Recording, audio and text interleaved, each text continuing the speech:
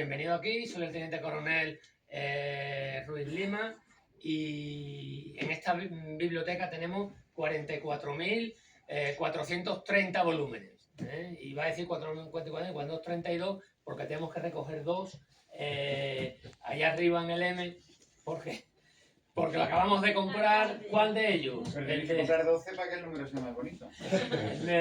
No, es que hemos comprado 10, solemos comprar 10 libros, 5 libros militares, 5 libros civiles y algunos militares, sobre todo en inglés, o francés, o alemán, que tenemos gente rara entre los militares, gente rarísima, macho. No, yo no salgo de mi asombro, ¿no? Pero porque hemos comprado el último de Lorenzo Silva, con nadie, que va sobre el general Campín. Ya sabéis que es un general que unos dicen que duda, otros dicen que permanece fiel a la República, y ha escrito un libro sobre ello y quería que viniera. Pero claro, para llamarle a Lorenzo, la verdad que tengo una amistad con él, tengo que tener su libro, porque si no, a ver, macho, me llamas el libro. Entonces lo hemos cogido. Y también he invitado a Salvador, si quiere, a presentar su nuevo libro, que va sobre Carlos V, que es una figura estupenda. He escrito un artículo sobre la batalla de Múlber y Carlos V, para una historia que saldrá un poquito más adelante. No sé cuándo, un par de meses o por ahí. Una batalla de Múlber que ni fue batalla, ni fue nada. Fue una operación maravillosa del duque de Alba y de Carlos V. Don Pedro Mejía dice que toda la idea era de Carlos V, y bueno, el duque de Alba también tiene su cronista que dice que las grandes ideas del cruce del Elba, la montura y de la encamisada para tomar el puente, bueno, las barcazas para hacer el puente, fue del duque de Alba. Pero bueno, yo creo que Carlos V no estaba con la gota, tenía suficiente. Pero bueno, digamos que era el emperador. Él sabe más que yo, así que... entonces aquí tenemos los más leídos, que están los libros de militares, tenemos libros de militares. También os voy a ser sincero, los más leídos los saca la gente, pero hay muchos que pongo yo ahí para que la gente se los lleve. Tenéis que leer libros de militares que compense al que lo está escribiendo, ¿no? Hay uno incluso en mi promoción ahí que escribe poesía, que es José María Cortés, y que le tengo mucho cariño. Bueno, pues vamos a empezar. Aquí tenemos tanto diarios oficiales como boletines, como gacetas, las gacetas de Madrid. La Gaceta de Madrid era el antiguo diario oficial, y vamos a empezar por los libros más antiguos que tenemos aquí, ¿vale? El más antiguo es este, de 1730. Uno no sabe cómo llegan los libros a las bibliotecas, ¿no? Y el más antiguo que tenemos, es una historia de Polibio. Las historias de Polibio, pero están escritas en francés. Seguramente la primera traducción que llega hasta aquí es en francés, y luego me imagino que no sé si directamente del francés va aquí o directamente del griego. Posteriormente en el siglo XX sí que hay ya traducciones directamente del griego, pues tenemos grandes helenistas. Pero esta primera es...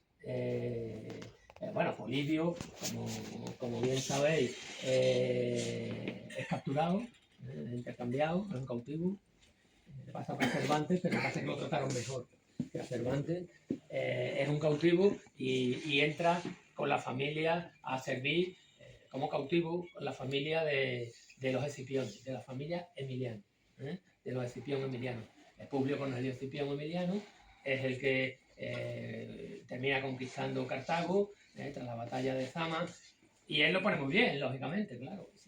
Si es tu jefe, yo a mí al coronel siempre lo pongo bien, cojonudo, es un líder y tal, porque es que me califica. No. Entonces, pues Polibio prácticamente lo mismo, ¿no? él escribe Aníbal. El problema que tiene Aníbal es como dice Borges, que con sangre y con sal destruyó el romano y lo destruyó absolutamente todo. No tenemos nada escrito por los cartagineses acerca de Aníbal. Entonces lo que sabemos es a través de autores y sobre todo este autor que machaca sobre todo a Asdrúbal. Aníbal no tanto porque claro, te hace falta un buen enemigo. Es decir, si tú, el Real Madrid no se puede pelear, iba a decir con otro equipo, pero iba a decir con uno de mi pueblo, con el sanluqueño. No, coño, tenemos que pelearlo con el Barcelona, con el Manchester City. Pues aquí pasa igual. Es decir, Aníbal es un gran general, lo que pasa es que tiene sus condiciones, entre comillas, de malo, claro. Es que Romano es bueno. ¿Por qué? Porque lo escribe Polibio. Polibio, ya digo que es un prisionero griego. Esto es de 1730, está escrito en francés y bueno, no se puede sacar, lógicamente. Las anteriores a 1958 no pueden salir y hay otros posteriores que tampoco porque bueno, tienen su... Luego tenemos pero este... Si dejáis que la gente los use, los lea. Sí. Hombre, con cuidadito, le prohibimos que tenga un bolígrafo en la mano, un tal, Un marcador. le atamos aquí, le pasamos nosotros las páginas, ¿sabes? Pero sí se puede consultar. Sí se puede. Efectivamente. Claro, es que eso es lo bonito que tiene este libro. Este libro ya veis que tiene la encuadernación, esto es piel, lo iba a doblar así, pero esto es para viajar y tal, esto es piel de cordero, normalmente era piel de cordero, o antes de nacimiento, ya que habrían, bueno, eran otros tiempos, o bien recién nacido. Pues era la manera que tenían para, luego otros lo hacen de cuero, luego vamos a ver que esto es más barato, ya vamos cuál es. Y este me sorprendió porque digo, a ver, yo, bueno, me gustan los libros y digo, ¿cuáles son los libros más antiguos aquí? ¿No? Entonces me dicen, este de 1730, digo, vale. Y luego me dicen, y este de Baltasar Gracián. Y digo, a ver, y claro, efectivamente, yo veo que es la agudeza y arte de ingenio, ¿no? Y digo, oh, la agudeza y arte de ingenio, pero no es de Lorenzo Gracián, es de Baltasar Gracián. Y que hay que en una conferencia en la Fundación Juan Mar, escucho que los primeros libros de Baltasar Gracián los firma como Lorenzo. Porque, bueno, Lorenzo se llamaba el hermano, igual quería que mataran al hermano la Inquisición en vez de a él, ¿no? No sé si es por protección o es porque, como era sacerdote, quería que no era lo normal. Y luego, claro, yo me he puesto a leerlo y me he dado cuenta que no sé leer. O sea, yo me pongo a leer esto, sí, es evidente que empiezo con la lectura y digo, aparte que no ve un punto ni en fotografía. Sí, pero es que lo lees, aunque lo entiendas todas las palabras, no se comprende el sentido. Efectivamente, es la sintaxis. O sea, tiene una sintaxis muy superior a la que tenemos nosotros ahora. El otro día vi en una noticia que de los años, me parece que era de los años 80, ahora las frases antes tenían una media de 30, 40 palabras y ahora no pasan de 12. Es decir, no me quiero meter con el último premio Planeta, pero ahora son frases muy cortas, de muy fácil. Es decir, uno va a un editor con esto, que resulta que entre uno y otro, para ver un punto, han pasado, separa con otro capítulo, esto divídelo entre tres, es que no te lo va a leer nadie. Un par de emoticonos. Ciertamente es así. Entonces la lectura, la sintaxis y la gramática que llevan, no solamente la palabra, porque la palabra, pero si tú entiendes todas las palabras, no llegas a entender bien Es decir, uno coge, tenemos el arte de ingenio, tenemos firmado por Baltasar Gracián, no por Lorenzo Gracián, y la estantería esa de ahí. Si lo coges, hombre, es bastante diferente, es como el Quijote. Lo dicen, me he leído el Quijote. Es raro que nos hayamos leído el Quijote. Y luego esto estaba ahí arriba y fue un descubrimiento, no que lo hiciera yo, lo hizo un capitán reservista que estaba aquí conmigo y Y claro, vimos estos 3 tomos, no estaban dados de alta, no estaba tal, aquí me salió el ángel malo, llévatelo, llévatelo, no están dados de alta. Y esto es de 1846. Y me sorprendí, perdón, 1847, me sorprendí porque es Los 3 mosqueteros de Alejandro Dumas. Los 3 mosqueteros de Alejandro Dumas. En 3 tomos. No, tómalo. Toma, Salvador. Con cuidadito, por Dios. Bueno, a ver, yo sé que hay páginas que están, porque han llegado aquí de cualquier manera, y ya digo que estaban ahí arriba, sin catalogar, sin ningún... No sé cómo llegaron hasta aquí. Son de 1847. En 1844, cuando Alejandro Dumas empieza a publicar el folletín, un periódico de París, empieza a publicar Los 3 mosqueteros. En 1846 ya empiezan las primeras traducciones. Y esta posiblemente, igual estuvo en manos de Alejandro Dumas, igual, porque él estuvo aquí en el año 1946. ¿Qué significa? Que, hombre, que yo creo que tiene mucho valor. Aquí aparece un nombre que es Catalina Badía, y he estado buscando por internet. Yo creía que ponía Buchía, no lo encontraba, pero alguien me dijo, que vino aquí de visita, me dijo, pues esto puede ser Badía, ahí, en ese de ahí. Sí, ese lo pone. Entonces, ahí está. Y luego alguien pone arriba establecimiento militar. Tiene una cosa curiosa Alejandro Dumas, que como veis, no es rubio, alto y guapo como otros. No quiero señalar a nadie, no, pero es mulato, es mestizo. Decía, Alejandro Dumas tiene una historia muy bonita, porque su padre... Sí, es la primera traducción. Es la primera traducción. Porque Alejandro Dumas, el padre, era el Ángel Negro. Fue el primer general negro de Napoleón. El Ángel Negro se lo ponen los prusianos, en los combates que ha tenido. Sobre todo en Centro Europa, en Austerlitz. Este hombre estuvo en todos lados. Era un espadachín brutal. Dicen que de su padre saca un poco eso. Y estuvo en España. El Ángel Negro estuvo en España con la caballería francesa, persiguiendo al empecinado. Por Valladolid, por tal. Iba al mando de 3.000 hombres. O sea, no era cualquier cosa.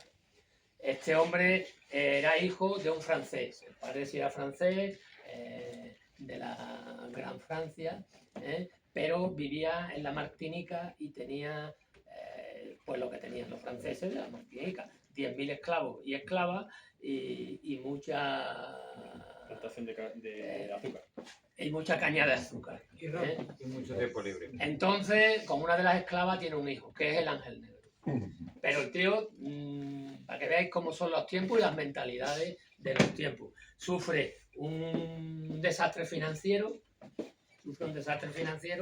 y con ese desastre financiero tiene que venderlo todo. Y vende también a su hijo, a este, que luego es general. Lo vende. Vuelve a París, vuelve a Francia, y en una herencia, litiga por una herencia, gana esa herencia y vuelve a comprar tierra otra vez al mismo sitio. Y recompra otra vez a ese niño. Y ya sí le da una formación. Le da tal, y termina una formación burocrática y militar. Porque toda la formación de esta gente era burocrática y militar, como pudiera ser la de Francisco de Aldana, la de Cervantes o la de Calderón. Todos eran lo que eran grandes soldados y por eso a mí me sorprendió pues verlo de esta manera. Estos son los 3 tomos, están aquí, estaban escondidos por ahí arriba, pero hemos tenido la suerte de encontrarlo antes de, qué sé yo, de que hubiera una inundación. Estas son también la podéis ver y podéis leerla. Estas son las... No te me lo vayas a llevar, que yo sé que tú eres aficionado a la historia. No, pero a ver si va a desaparecer el libro. Nosotros tenemos aquí las gacetas de Madrid, que desde 1764, con Carlos III, termina siendo el diario oficial. Termina siendo lo que es el diario oficial. Pero las gacetas son curiosísimas porque hay muchas, podéis leer porque tenemos un montón. Son curiosísimas porque hablan todo. Y las redes de espionaje estaban a la orden del día. Igual te hablaban de un matrimonio en Estambul de la princesa no sé quién, que de un barco que salía de Londres, y viene todo recogido, y además viene recogido de una manera muy literaria. Ya los diarios oficiales, pues, son un auténtico coñazo de leer, ¿no? Pero no, aquí coge cualquiera y lo abre. Yo es que me entretengo mucho con, yo qué sé, por aquí mismo. Y te dice, Londres, 18 de septiembre de 1764. Aquí se hacen grandes prevenciones para recibir al actual duque de, voy a decirlo mal porque es alemán, Mecklenburg-Strelitz, que debe llegar de una hora a otra para casarse con la princesa Luisa Ana, hermana segunda del rey. Se asegura que en Spitzbergen juntan 7 navíos de guerra, a saber, la Bretaña de 120 cañones, o sea, lo sabían absolutamente todo. El Sandwich de 90, había un barco llamado el Sandwich con 90 cañones, el Tonante, el Arrogante y el África de 74 cada uno. Y el Exfes y el Asievice, que son de George, que tendrán bajo su mando el almirante Rodney. Es decir,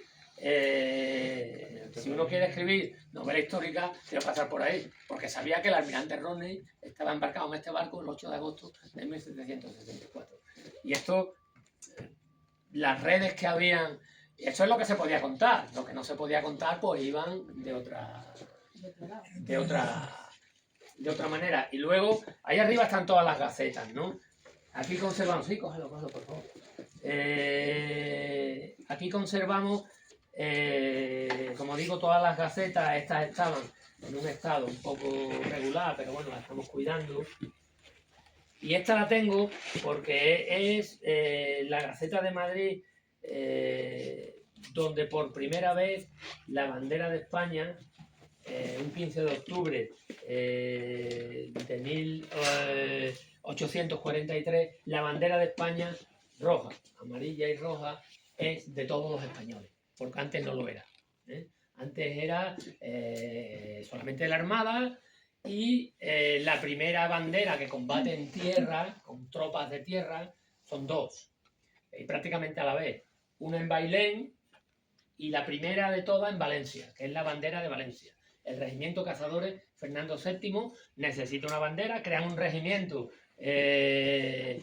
a lo bestia. Oye, necesitamos ir a Zaragoza. Tienen varios encuentros ese regimiento, los exterminan en el sitio de Zaragoza. Y esa bandera está ahora mismo en París. La primera bandera que joder, que habría que pedirla y decirle a los franceses que coño, que es nuestra primera bandera que combatió en el ejército español. ¿Por qué está en París?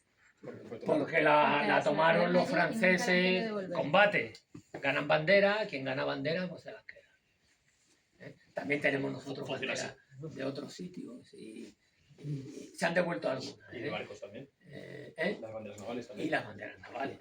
Pero la bandera de Valencia es curiosa porque... ¿Aquí es donde narra todo esto? Aquí es donde narra todo esto. Sí, aquí donde... No, aquí lo que se narra es que la reina Isabel II dice que la bandera es la roja, amarilla y roja. De todos los españoles. De todos los españoles, no solamente de la Armada. No solamente de la Armada. Es de todos los españoles. Espérate, a ver si te he dado la página equivocada. Sí, siendo la bandera nacional el verdadero símbolo de la monarquía española, ha llamado la atención del gobierno la diferencia que existe entre aquella y las particulares de los cuerpos de ejército. Cada uno va con la suya, ¿no? Muy famosa nuestra bandera de Borgoña. Tan notable diferencia trae su origen del que tuvo cada uno de esos mismos cuerpos, porque formados bajo la denominación e influjo de los diversos reinos, patatín, patatín, ¿no? Más o menos lo... Me da pena, la he visto en París, y... porque, bueno, mueren a la española.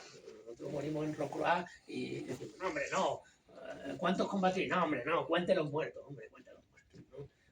Pues esa es la mitología del ejército español, tanto de tercios como sobre todo también, sobre todo los tercios, como en la guerra de la independencia. Y montan, pues pasa lo mismo que la bandera de Bailén. La bandera de Bailén es la de Cádiz. Montan un regimiento corriendo, pues un tío con un azadón, el otro que lleva una segadora, y montan un regimiento, lo dirige un coronel,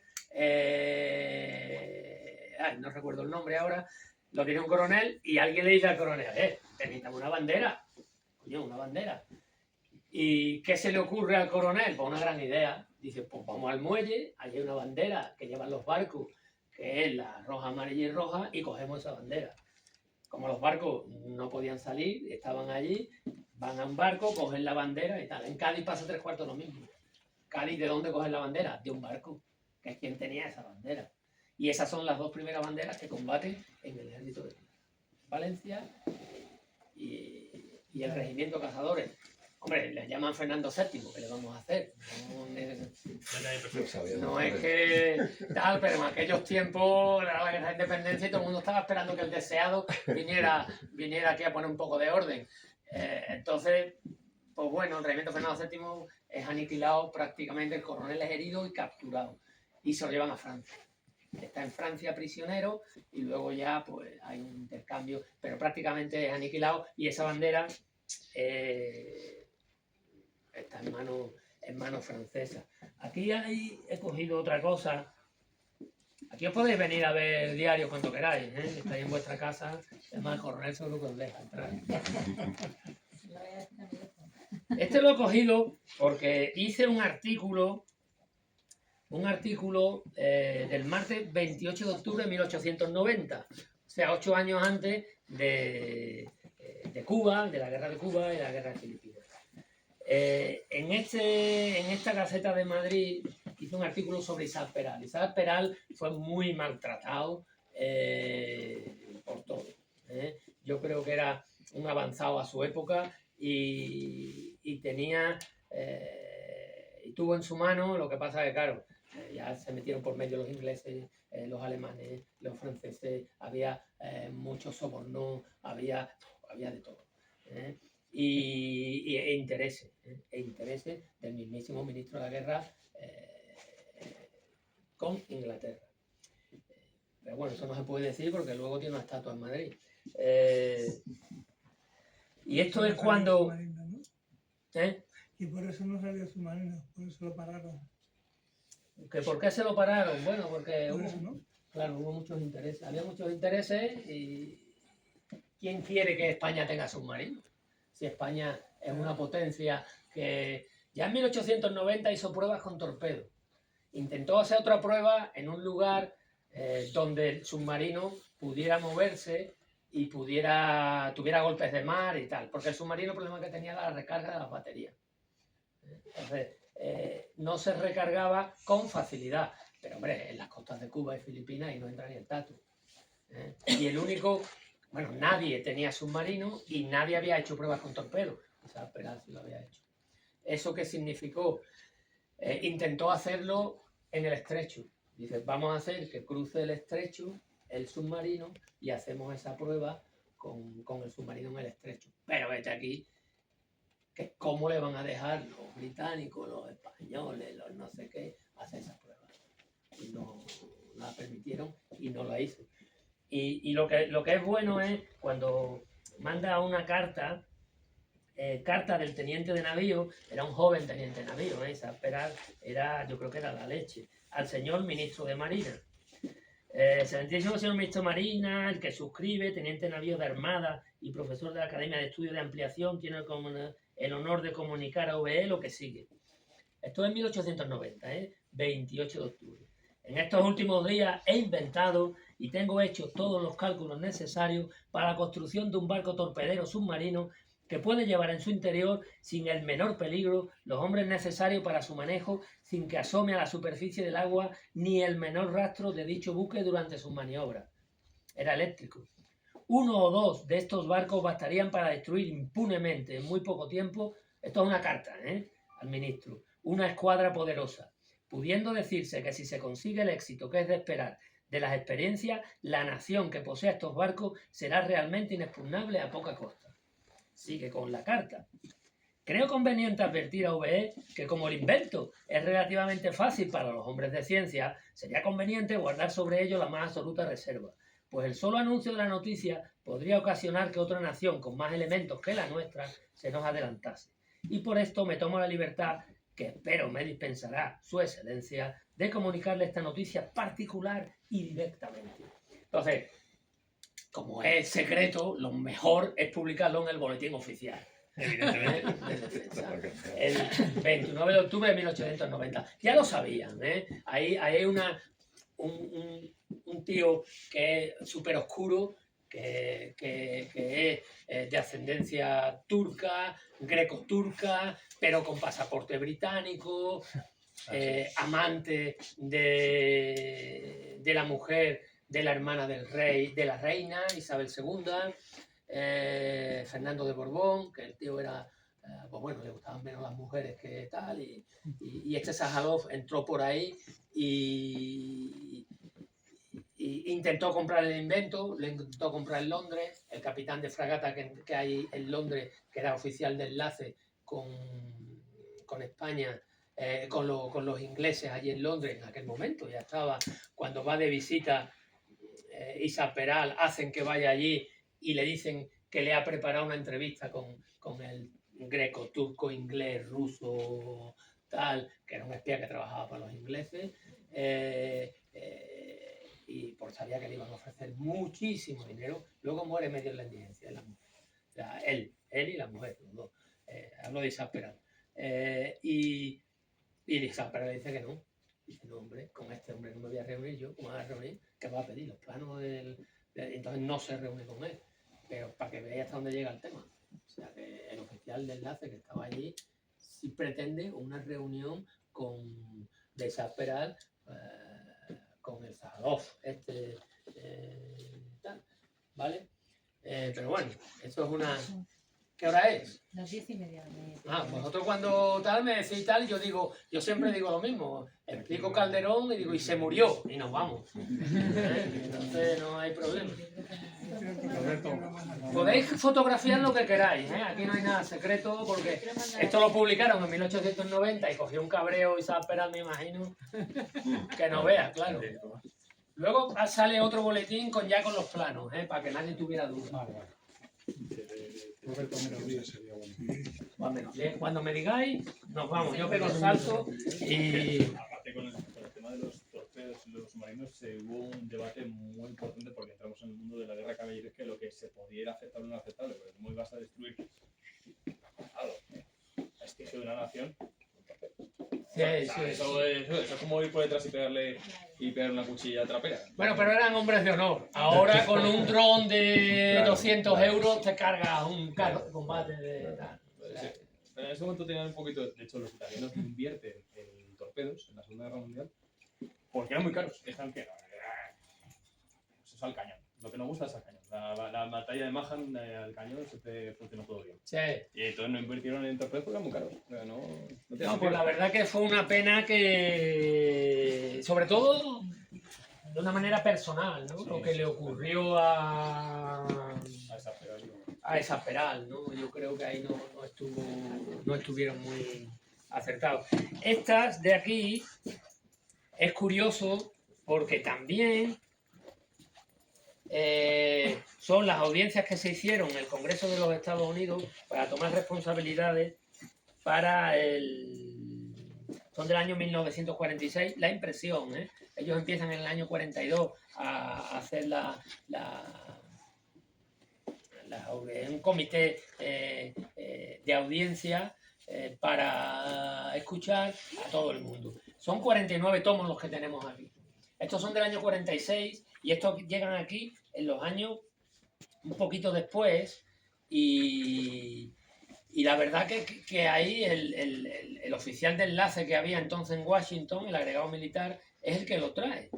Porque aquí pone Embajada de España en Washington, agregado militar, que luego lo sustituye su hermano, Al-Mansur.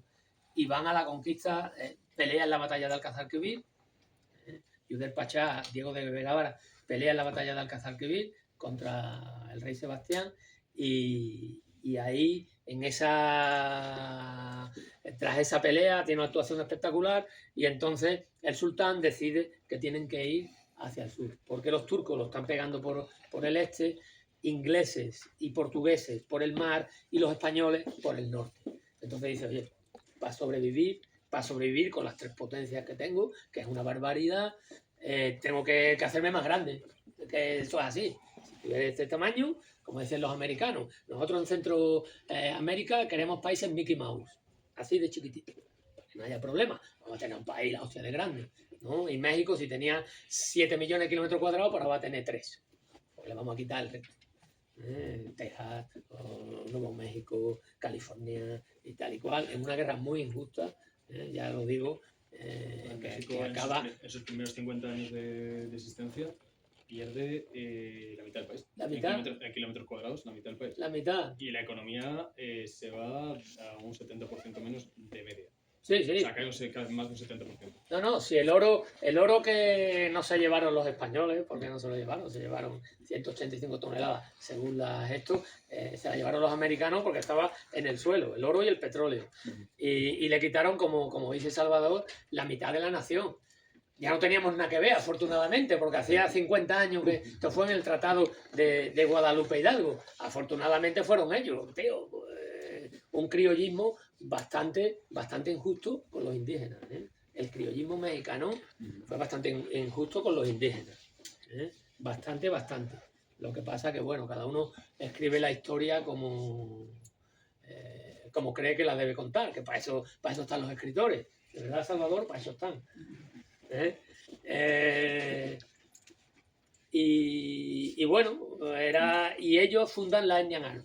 Se van 6.000 hombres en la batalla de Tendivi, toman Gao y Yené, y una vez que toman ya Yené, pues ya el imperio Songhai se va a pique y se quedan allí de los 6.000, los 30.000 de la zona de Marrakech, lo que hoy es Marruecos, los 3.000 se van, pero los españoles tampoco tenían dónde ir.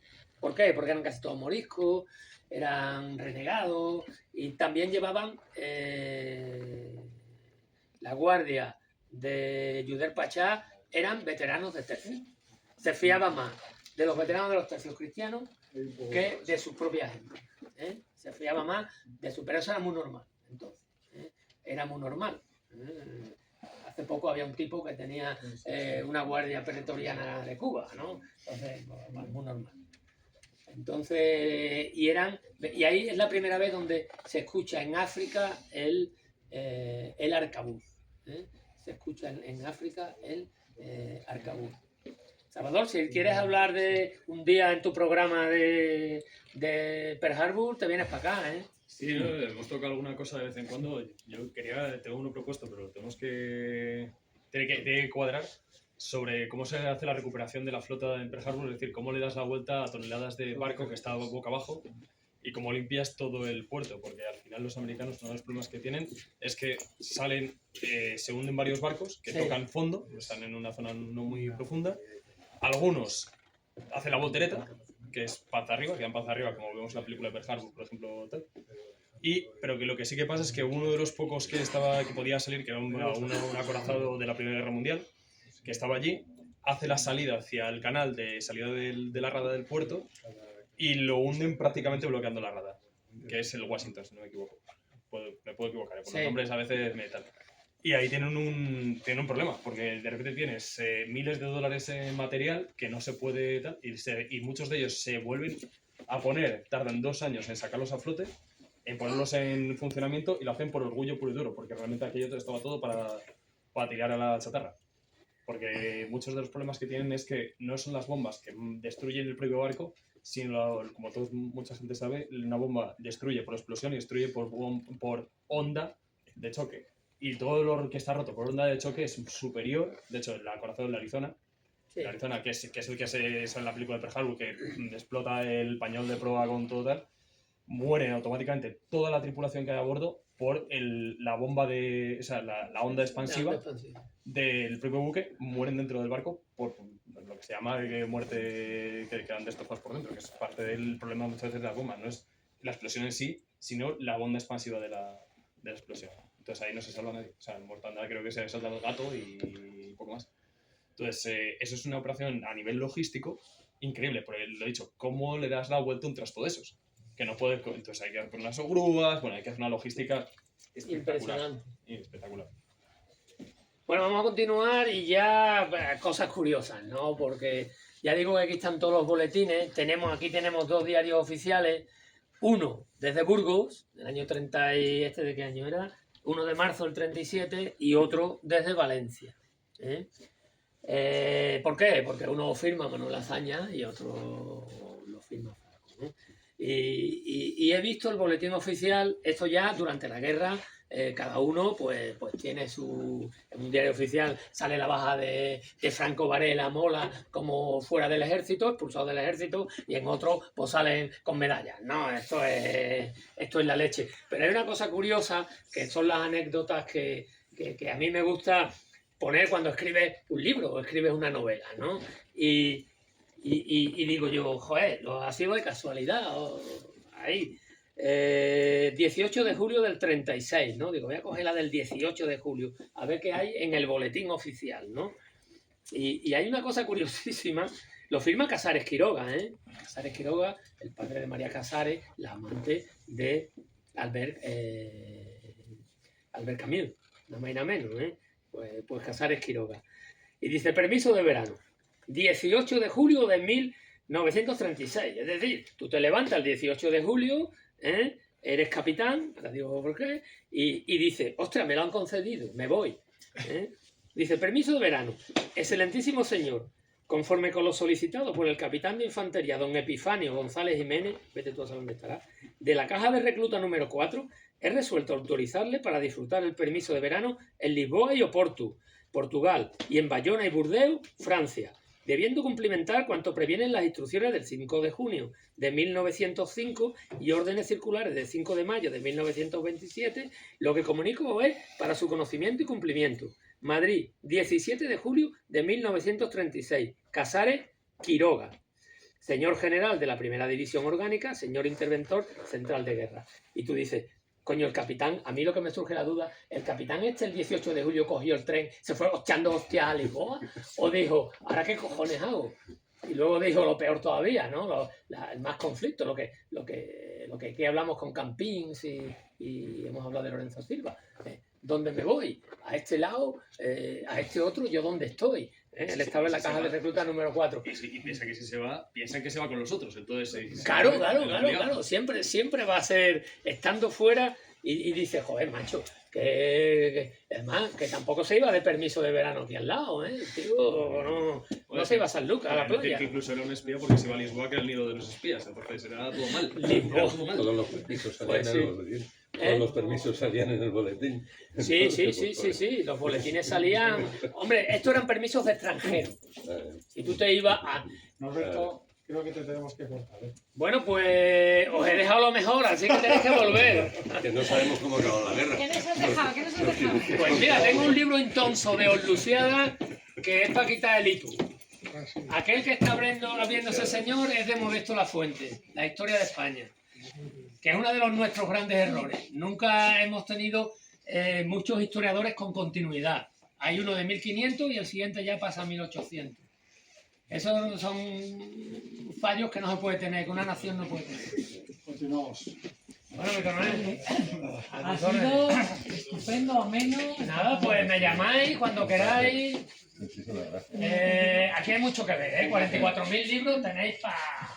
Bueno, estos 44.000 sin contar las gacetas, los diarios y los archivos que tenemos, que no son muchos porque no es nuestro trabajo, pero sí que gente que estuvo antes que yo y bastante mejor que yo, que trajo los hearings estos de Pearl Harbor, que trajo todo eso, pues bueno, nos ha dado la oportunidad de tener aquí unos fondos que no son solo bestsellers. Que me voy, Te cortamos porque si no, no llegamos al concierto. Oye, os dejo el escudo del antiguo régimen, es decir, que viene en esa época, viene en ese tiempo.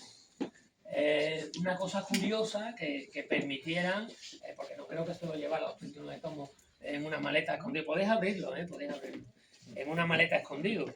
Y aquí aparece todo, ¿eh? Aparece absolutamente todo. La verdad que hacen un estudio muy veraz de lo que es Pearl Harbor, qué pasó en Pearl Harbor, y entrevistan a un cocinero. ¿Y usted dónde estaba? Pues yo estaba cocinando y vi la explosión, no sabía lo que era, salté al agua y tal. Al almirante, ¿usted dónde estaba? Pues yo estaba jugando al golf. Bueno, pues cada uno lo que hacía, ¿no? Hombre, que fue un desastre. ¿Cómo estuvieron? Hombre, yo dudo mucho que los norteamericanos no supieran qué es lo que pasaba porque no es una misión de que me voy a Pearl Harbor. Es que era un arco que cogía Hong Kong, eran las Islas Hawaii, y llegaba a Filipinas y Singapur. O sea, y es una operación que hace falta un año y medio para prepararla. Porque fue brutal, ¿no? Si os fijáis bien, es un auténtico arco lo que hacen con ellos. Y entre ellos estaba Pearl Harbor, claro. Tuvieron la suerte de que había dos portaaviones, dos flotas que no estaban allí. Hay gente que dice que lo sabían. Yo dudo que permitan un bombardeo de ese tipo como un motivo para entrar en la guerra, ¿no? Yo lo dudo muchísimo. Hay, como dice, para hacer una operación de falsa bandera puede salir más barata que... Sí, es bastante más barata. Te puedes cabrear de otra manera, ¿no? Puedes decir que han hundido el Maine. Sí, por ejemplo. Por ejemplo, ¿sabes? Y te sale a dos marineros, ¿sabes? No 5.000. Pero sí que es cierto que es imposible que no tuvieran conocimiento del tipo de preparación que estaban haciendo. Yo creo que es muy difícil. Es decir, cuando España sale con la Invencible, que no hay ni telégrafo, ni teléfono, ni televisión, no hay nada, lo saben perfectamente cuando sale de Lisboa. Pero porque ellos nos engañan. Nosotros cogemos una información falsa, la hacemos buena, salimos con mala mar, por eso se van a pique. No, yo creo que no, que la mala mar no la sabían. Ahí el problema es que nos falla Álvaro de Bazán. Ese es el problema. Y meten a mi paisano, que es de San Lucas, ¿qué le voy a hacer? No todos son tal. Al duque de Medina Sidonia, que no sabía dónde estaba el agua. No había visto el agua en su vida. Entonces, ahí... Pero ellos sabían absolutamente todo. Con Lope de Vega hay una duda de si está o no está en la Armada Invencible. Él dice que embarca en el San Juan. Lo que pasa es que habla poco de eso y ya a mí me extraña, ¿no? Pero Geoffrey Parker, en el 2021, antes de ayer, esta gente, ya sabéis cómo funcionan los historiadores, ¿cómo se dice?, británicos y norteamericanos, ¿no? Pues no es él, porque él ya tiene una edad bastante considerable, pero bueno, su equipo.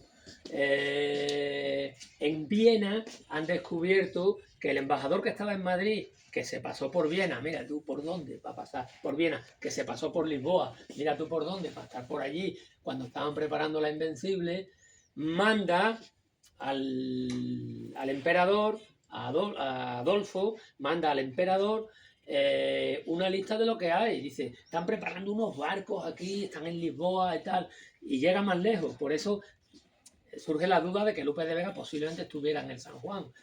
Porque dice, y embarcan en el San Juan 140 aventureros. Cuando llaman 140 aventureros, son 140 tipos que tienen una cierta experiencia militar. Una cosa es un soldado bisoño, y otra cosa es un aventurero, y otra cosa es un veterano. Ya veteranos son palabras mayores. Y habla de Gutiérrez de tal, de Badajoz, no sé qué, no sé cuánto, de tal, y pone Lope de Vega, de Madrid. Aparece un Lope de Vega ahí. Entonces, un Lope de Vega de Madrid embarcó en Lisboa casi no, con toda seguridad. ¿Por qué? Porque lo sabían, pero los británicos también lo sabían. Claro que llegaban, igual que los españoles sabían lo que había cuando iban a los berberiscos. Claro que lo sabían. ¿Por qué? Porque estaba todo lleno de espías. El gran problema que tiene Cervantes cuando viene de Argel, de ser un... Vamos a verlo, vamos a pasar ahora para allá. De ser un cautivo, el gran problema que tiene Cervantes viene de Argel, es que nadie lo va a creer. O sea, 5 años en Argel. Pero les pasaba a todos, ¿eh? 4 intentos de fuga y no te han cortado la otra mano, macho. Bueno, esta mano la tenía en forma de garra, no la tenía cortada. No te han cortado una mano. Estás cojonudo. De hecho, él tiene que hacer la información de Argel por eso. Porque le hace firmar a los amigos, no a los enemigos. A Blanco de Paz no lo firma. Blanco de Paz dice que don Miguel de Cervantes ha cometido actos deshonestos en Argel. Eso lo dice Blanco de Paz. Y él, como tiene al dominico detrás, dice, o sea, cuando llegue el dominico allí, ya estoy perdido, ya no tengo un trabajo en la corte, no tengo un trabajo en ningún lado. ¿Qué es lo que hace? Pues precisamente eso, la información de Argel. Y entonces pone varios puntos, y entre esos puntos está el primero, que no se ha convertido al Islam. Eso era fundamental. Hay mucha gente que se convertía al Islam. Al convertirte al Islam vivías mejor. Pero hombre, ya no podías volver. Ya volver era problemático, aunque aquí hubiera moriscos y tal, pero ya era problemático, ya no te iba a dar, el rey no te iba a dar un puesto. Segundo, que no ha cometido actos homosexuales, porque si tú cometías actos homosexuales también vivías mejor. Cosa que ya si lo pone, ya no sé si es una excusa, ¿no? Ya si lo pone don Miguel, ya no lo sé. Entonces con eso viene aquí. Pero viene aquí y además habla árabe perfectamente. Yo estoy convencido que Cervantes habla árabe perfectamente, porque es un tío de un talento excepcional y alguien lo ven con ese talento. O sea, un tío que te escribe un soneto en latín con 13 años, pues macho, no es un tío normal. Yo conozco a dos, Rimbaud y Miguel de Cervantes. Pues Arthur Rimbaud también lo escribió con 13 años. Entonces, pues bueno, es la historia. Tenía también ahí unos libros de Mali.